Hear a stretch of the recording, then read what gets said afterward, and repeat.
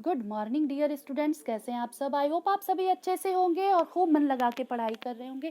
सारी worksheet time पर complete करके अपनी क्लास टीचर को भी सेंड कर रहे होंगे। ये बहुत अच्छी बात है बेटा। चलिए आज की वर्कशीट हम सॉल्व करते हैं। Worksheet number 87। कौन सी वर्कशीट है बेटा? वर्कशीट नंबर 87, जो कि 6 to 8 की क्लास के बच्चों के लिए है। विद्यार्थी अपना नाम मेंशन करेंगे, अपनी कक्षा अध्यापक का नाम मेंशन करेंगे और डेट जरूर मेंशन करेंगे। तो बेटा चलिए शुरू करते हैं। आज का टॉपिक जो है वर्कशीट का क्या है? प्रदूषण है, पोल्यूशन है, जो कि पूरी दुनिया प्रदूषण से परेशान है। तो देखिए बेटा, यहाँ पे बताना है कि कुछ तस्वीर, कुछ चित्र दिए गए हैं। वो चित्र देख करके आपको बताना है कि इसमें किस तरह का प्रदूषण है और कैसे फैलता है। तो ये देखिए बेटा, यहाँ पे कुछ चित्र, ये देखिए चिमनी है, यहाँ से धुआं निकल रहा है, ये गाड़ियां हैं, कार हैं, इसमें से भी धुआं निकल रहा है। और आपको अगल बगल में कोई पेड़ नहीं दिखाई दे रहा है। दिखाई दे रहा है नहीं ना? तो बेटा इस चित्र में कौन सा प्रदूषण दिखाया गया है? वायु प्रदूषण।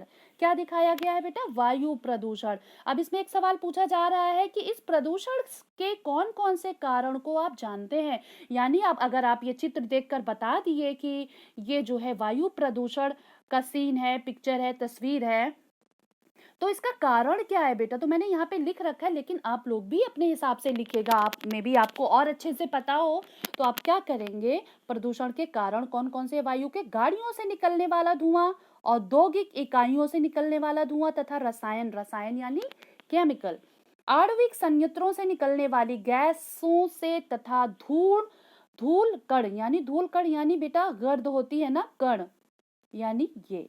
समझ में आया ना बेटा?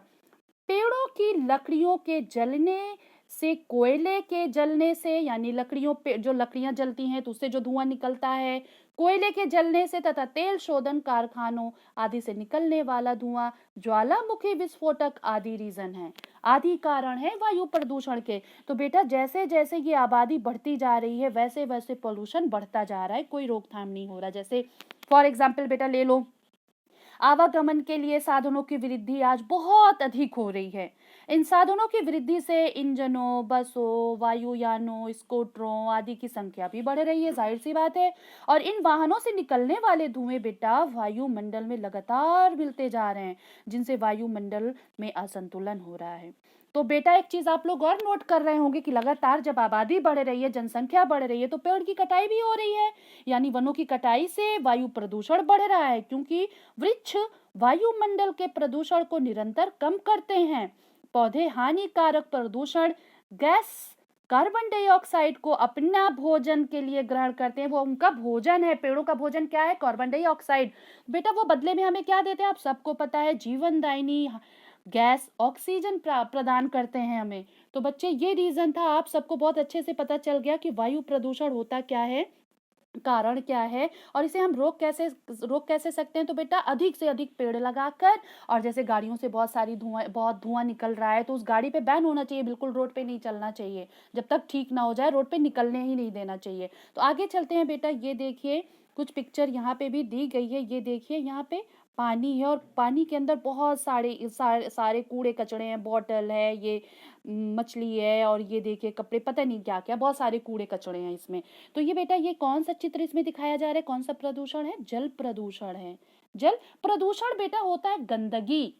जब हमारे एनवायरनमेंट में गंदगी हो जाए, जैसे पानी में गंदगी डाल दो तो वो पानी क्या हो गया? प्रदूषित हो गया। हवा गंदी हो गई, धूल आ गया, उसमें धुआं आ गया, सांस लेना मुश्किल हो रहा है, तो हम क्या बोलेंगे? हमारी हमारी वायु प्रदूषित हो रही है, गंदी हो रही है। ठीक है, आगे चलते हैं बेटा। आप कह रहे हैं जल प्रदूषण के कारण क्या है, आपको पता है तो आप बताइए। ये देखिए बेटा, कारखानों से निकलने वाले अपशिष्ट यानी गंदगी पदार्थों को नदियों, नहरों में गिराना। बहुत से कारखाने, फैक्ट्रीज होते हैं जो उनकी फैक्ट्रीज और से जो गंदगियां निकलती हैं, जो वेस्टेज निकलते हैं, जो अपशिष्ट निकलते हैं, वो कहाँ गिरा देते हैं? नदियों में गिरा देते हैं। जल में परमाणु परीक्षण भी करते हैं। समुद्र में, जल में, नदियों में क्या करते हैं? परमाणु परीक्षण भी करते हैं। तालाबों में कपड़े धोने, नहाने और पशुओं को नहलाना, घरों और फैक्ट्रियों के गंदी नालियों को नदियों में गिराना आदि ये रीजन है पानी को गंदा करने का। ठीक बेटा, आप सबको पता है कि औद्योगिकरण के परिणाम स्वरूप आज कारखानों की संख्या में भी वृद्धि हुई है। जाहिर सी बात है बेटा, जहां जनसंख्या बढ़ेगी हर चीज में बढ़ोतरी होगी, लोग अपना फायदा देंगे, ये नहीं देखेंगे कि हमारे एनवायरमेंट पे, हमारे वातावरण पे इसका क्या इफेक्ट जा रहा है। ठीक है बेटा, जैसे जनसंख्या वृद्धि से मल मूत्र हटाने की एक गंभीर समस्या का समाधान नासमझी में किया गया। मलमूत्र को आज नदियों व नहरों आदि में बहा दिया जाता है। यही मूत्र व मल हमारे जल स्रोतों को दूषित करते हैं। और आपको एक चीज ये भी बताती चलूं बेटा, जब जल में परमाणु परीक्षण किए जाते हैं तो जल में इनके नाभिकीय कण मिल जाते हैं और ये जल को दूषित कर देते हैं, यानी जब परमाणु परीक्षण पानी में किया जाता है। और दूसरा बेटा, गाँव में आप सबने देखा होगा कि गाँव में लोगों ने तालाबों, नहरों में नहाने, कपड़े धोने, पशुओं को नहलाने, बर्तन साफ करने आदि ये सब भी काम करते हैं, तो जिससे हमारा पानी, जल क्या होता है, प्रदूषित हो जाता है। और बेटा, कुछ नगरों में तो नदी के किनारे बसे हैं, जो नगर नदी के किनारे बसे हुए, जैसे हमारी यमुना नदी है, देख लीजिए दिल्ली की नदी क्या है, यमुना नदी, और किस तरीके से वो गंदी हो रही है। ठीक है, तो किनारे बसे वहां पर व्यक्तियों के मरने के बाद उसका शव पानी में बहा दिया जाता है। इस शव को सड़ने व गलने में पानी में जीवाणु की संख्या में वृद्धि होती है, जल क्या होता है, बदबू आने लगती है और जल पूरी तरह से प्रदूषित हो जाता है, पूरी तरह से। तो बेटा, बहुत से रीजन है पानी प्रदूषित होने के, तो आप अपनी कॉपी में और अच्छे तरीके से लिखिएगा। ठीक है बेटा, आगे चलते हैं। आगे कौन सा चित्र दिया हुआ, ये देखिए, ये यहाँ पे क्या है, मिट्टी है, भूमि है, जमीन है, और उसके ऊपर बहुत सारा कूड़ा कचरा पड़ा हुआ है। ठीक है, तो इस चित्र में कौन सा प्रदूषण दिखाई दे रहा है, मृदा। मृदा मतलब मिट्टी होती है, मृदा मतलब मिट्टी, भूमि बेटा। ठीक है, मृदा प्रदूषण, आप ये ना सोचे कि पानी दूषित होता है, हवा दूषित होती है, बेटा मृदा भी दूषित होती है, हमारी भूमि भी दूषित होती है। तो कैसे होती है बेटा, चलिए हम यहाँ पे बताते हैं। इसकी पिक्चर क्या है, ये मृदा प्रदूषण है, भूमि प्रदूषण आप भी इसको लिख सकते हैं। इसके प्रदूषण के कारण कौन कौन से हैं बेटा, तो देखिए, भूमि प्रदूषण विभिन्न मानवीय गतिविधियों के कारण, प्राकृतिक कारणों के कारण भी होता है। भूमि प्रदूषण के कुछ कारणों में कीटनाशकों का उपयोग, बहुत से लोग क्या करते हैं बेटा, कीटनाशकों का उपयोग करते हैं, है ना। कीटनाशक बहुत ही हानिकारक होता है हमारी मृदा के लिए। ठीक, अब क्या कह रहे हैं कि औद्योगिक और कृषि अपशिष्टों के निपटारे के लिए विकल्पों की कमी है, बहुत ज्यादा कमी है। वनों की कटाई, बढ़ते शहरीकरण, एसिड वर्षा और खनन शामिल है। एसिड वर्षा, तो ये सारे रीजन है बेटा मृदा को पोल्यूट करने के लिए, यानी प्रदूषित करने के लिए। लेकिन बेटा मैं थोड़ा सा और बताती चलूं कि कैसे, जैसे औद्योगिक कचरा जो होता है, जो गंदे कूड़े कचरे होते हैं वो भी फेंक दिए जाते हैं, है ना, फेंक दिए जाते हैं, जिससे हमारा क्या आता है, मृदा के प्रदूषण में जैव स्रोत कारकों के अंतर्गत उन सूक्ष्म जीवों, अवांछित पेड़ को शामिल किया जाता है, जो मिट्टी की उर्वरक शक्ति को कम कर देता है। यानी बेटा, जो मिट्टी की उर्वरक शक्ति होती है, उपजाऊ जो शक्ति होती है, जब वो दूषित हो जाती है पूरी तरीके से, तो हमारी मिट्टी क्या होती है, प्रदूषित हो जाती है। समझ रहे हैं ना। एक तो खनन भी होता है बेटा, खनन, जैसे खनन से निकलने वाले मलबे को पास ही के किसी जगह में डाल दिया जाता है, समझ रहे हैं ना, जिससे मलबे के विशाल गर्त बन जाता है, एक बड़ा सा बन जाता है। इमारती पत्थर, लौह अयस्क, अभ्रक, तांबा आदि खनिजों के उत्खनन से निकलने वाले मलबों मृदा की उर्वरक शक्ति को समाप्त कर देते हैं। और बच्चे, वर्षा के समय जल के साथ मिलकर ये मलबे दूर दूर तक जाते हैं और मिट्टी को क्या कर देते हैं, प्रदूषित कर देते हैं। तो बहुत सारे रीजन हैं बेटा मृदा प्रदूषण के। आगे चलते हैं, आप सभी और अच्छे तरीके से कॉपी पे खूब अच्छा सा सुंदर सुंदर बना के लिखिएगा। अब बच्चे लास्ट में हम आते हैं, ये देखिए, यहाँ पे देखिए क्या बना हुआ है, ये लाउड स्पीकर चल रहा है, माइक चल रहा है, ठीक है, हथौड़े चल रहे हैं, आतिशबाजी हो रही है। तो इस चित्र को देखिए ध्यान से और बताइए कि कौन सा प्रदूषण है। तो बेटा ये ध्वनि प्रदूषण है। ध्वनि प्रदूषण यानी नॉइज पोल्यूशन, आपने पढ़ा होगा ना, ध्वनि प्रदूषण।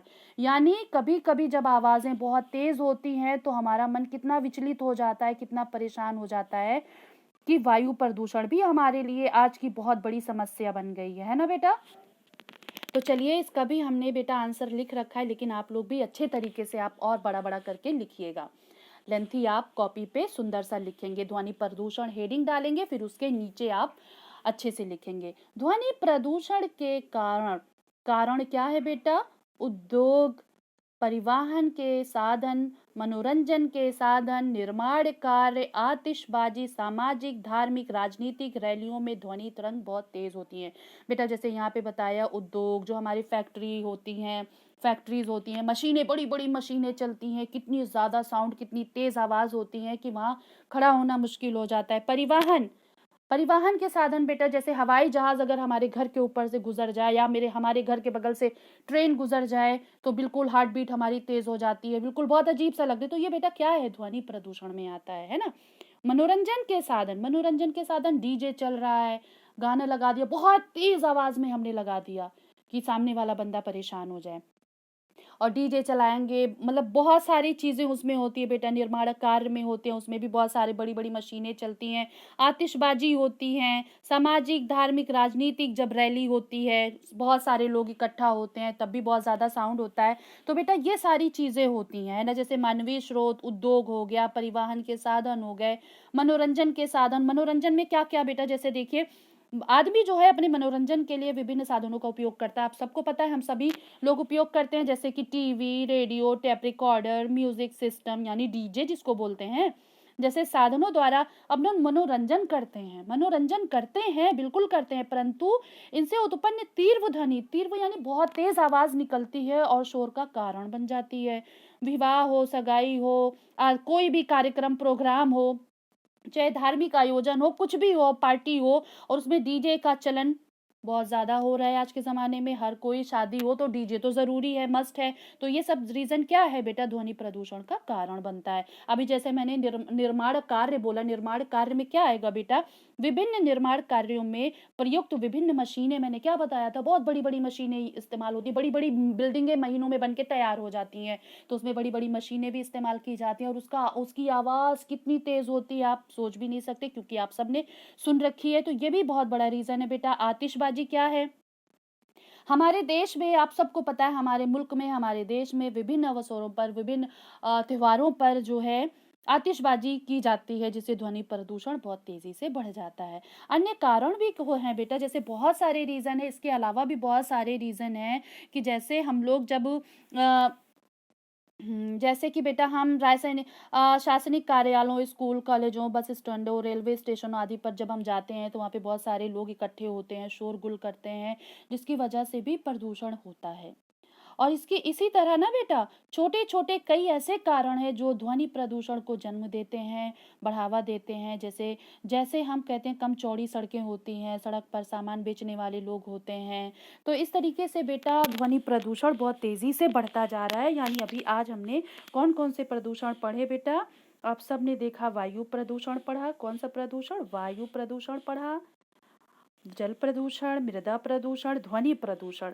ध्वनि प्रदूषण हमारा लास्ट प्रदूषण था बेटा। सबके कारण आपको लिखने हैं और फटाक से अपनी कॉपी में करके अपनी सब्जेक्ट टीचर को यानी अपनी क्लास टीचर को सेंड कर देंगे। ओके बेटा, उम्मीद करती हूँ कि आपको ये बहुत वर्कशीट बहुत अच्छे से समझ में आ गई हो और सभी जल्दी से अपनी कॉपी में सॉल्व करके अपनी टीचर को सेंड कर देंगे। ओके बेटा, बाय बाय।